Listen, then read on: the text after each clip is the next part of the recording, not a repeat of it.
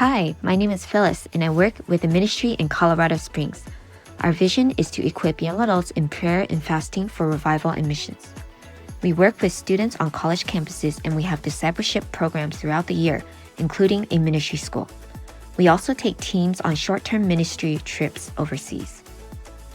There is a great need for awakening and a move of God in the nations. Statistics show that only 4% of Gen Z in America have a biblical worldview. 80% of missionaries have left the field since COVID-19. The next generation of laborers must be trained for the completion of the Great Commission. As doors of the gospel are closing in the nations, we believe we must pray to remove the obstacles to the Great Commission. For the past 2.5 years, we have been going to a country in East Asia that is very strategic for missions.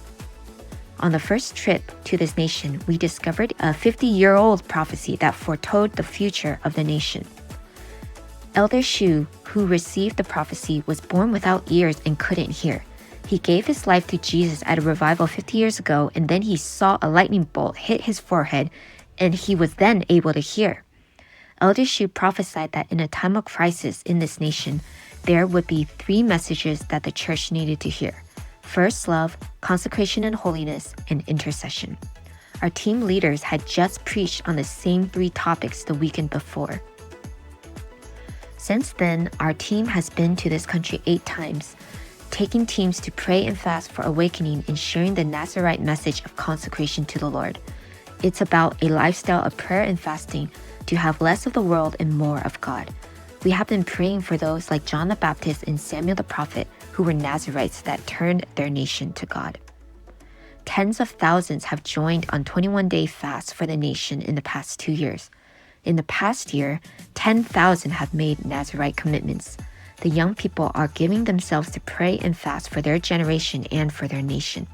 Thousands across Asia are also joining in prayer.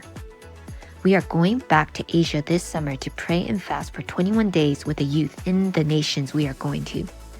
We are believing for God to raise up Nazarite youth movements all across Asia and for a missions movement that will take the gospel back to Jerusalem. Thanks so much for listening. To stay connected, you can email me to sign up for my newsletters. God bless.